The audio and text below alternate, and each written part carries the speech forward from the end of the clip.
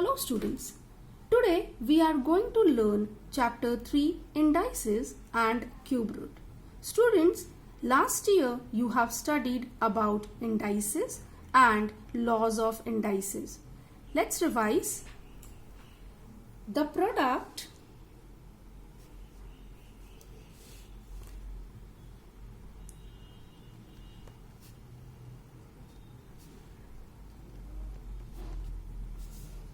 into 2 5 times. Okay, how many times? 5 times can be expressed as 2 raised to power 5. How we read this? 2 raised to power 5. Okay, now here 2 is called base. Okay, so 2 is called as base and 5 is called as index or exponent. Okay, students, you have also learned laws of indices last year. Let's revise them. So here we are seeing the laws of indices.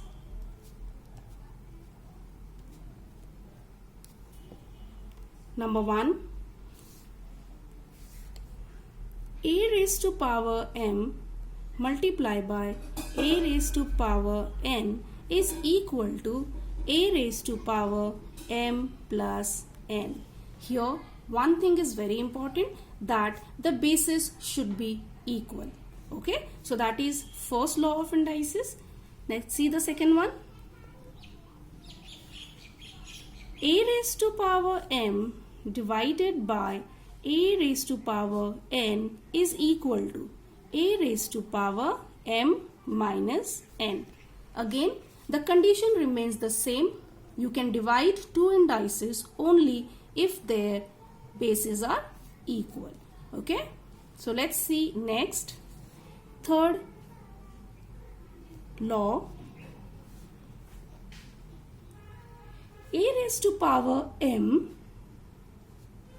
raised to power n. So you can see here two index are there. A raised to power m raised to power n is equal to, the law is a raised to power m multiplied by n. Let's see the next one.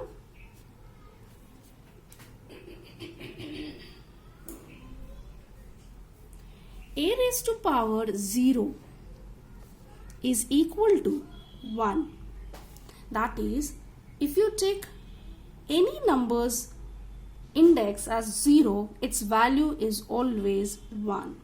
Okay, now let's see the next one. The next law is fifth one, bracket a multiplied by b raised to power m. Now here we can separate or open the bracket with the index m. Now here again you can see there are two indices and there is a multiplication, but we cannot multiply these two indices as their bases are not equal.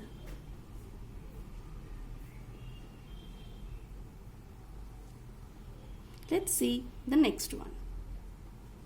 Similarly, we can show the division of two indices like this. So that is bracket a by b raised to power m.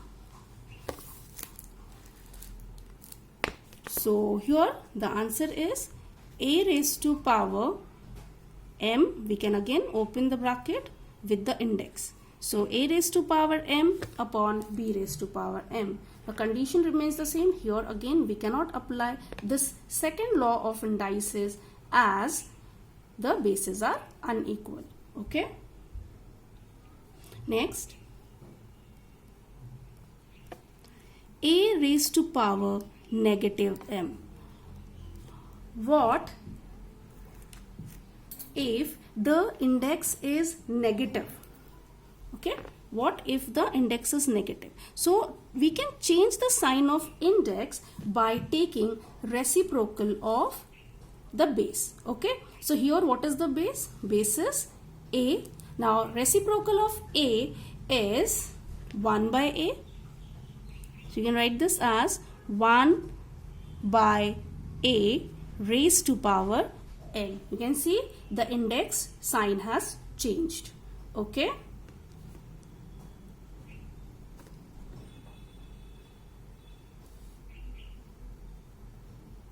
Now the next one is 8th one. Again, if there is a negative power of a rational number, like a by b is a rational number here. Now a by b raised to power negative m. Now here again we can change its sign, that is the sign of the index, by taking the reciprocal of the base. So what is the reciprocal of a by b? It is b by a. Okay, so we can write here b by a raised to power m. Fine.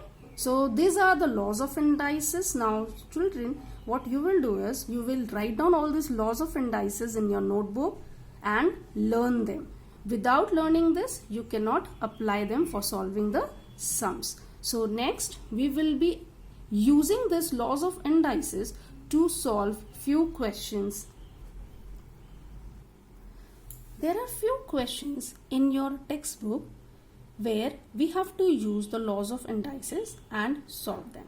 The first question is 3 raised to power 5 multiplied by 3 square or 3 raised to power 2 is equal to 3 raised to power, there is a box here. So we have to write the correct answer. Okay, now here we have to first find out which law to be used. So here you can see there is a multiplication of two indices. So we will apply which law? The first law, that is a raised to power m multiplied by a raised to power n equals to, so a raised to power m plus n. So let's apply this law for solving this first question. So here 3 raised to power 5 multiplied by 3 raised to power 2. Okay, so what we have to do? We have to add the index here. So let's add. So 3 base as it is, raised to power 5 plus 2. Now what is 5 plus 2? 3 raised to power 5 plus 2 is 7. So our answer is 7. Okay, let's see second sum. Okay,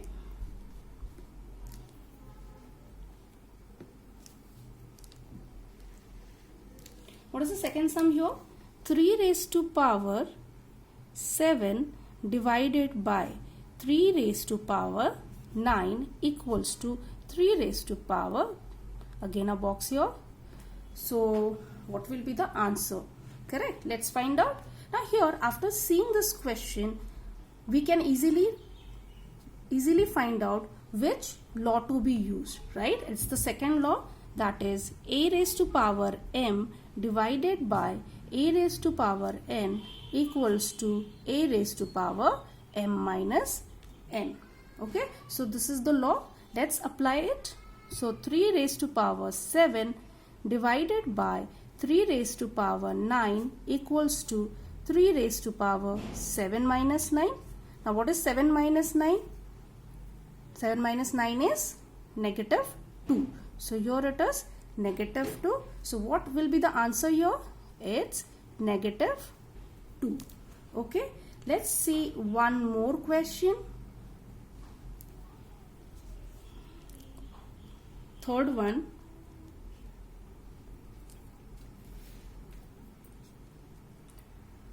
Three raised to power 4 raised to power 5. Okay, so that's the question here. So what to do? Which formula to be used? So here, after seeing this, we know that we have to apply third law, which is a raised to power m raised to power n equals to a raised to power m multiplied by n. So let's apply it. So 3 raised to power 4 raised to power 5 equals to 3 raised to power, what we have to do here? We have to multiply the index. Okay, so both the index, that is 4 and 5. So 4 multiplied by 5, and that is 3 raised to power 4 5s is 20. So our answer is 20. So we can write here 20. Okay, let's take one more example, 9th one, and whatever sums are left after this you will solve in your notebook. Okay, so I have taken the 9th sum. The sum is 5 by 7 raised to power negative 3 is equal to. Now here we have to write what is the base. So there are 2 boxes given where we have to write the numbers, and index is already written here. Okay, so what to do? So here you can see the index is negative, and here for the answer the index is positive. So how to make it positive? I told before that we have to take the reciprocal of the base. Now what is the reciprocal of 5 by 7? Reciprocal of 5 by 7 is 7 by 5. Before that, let's write down the law. Here the law is a raised to power negative m, or we can write a by b raised to power negative m equals to b by a raised to power m. Okay. So now 5 by 7 raised to power negative 3. Here what we have to do? We have to take the reciprocal of 5 by 7, and which is, you can write directly 7 by 5. Okay. Solve the remaining sums here in your notebook. In the next video, we will continue with the next topic, that is meaning of numbers with rational number indices and the exercise. Okay, thank you.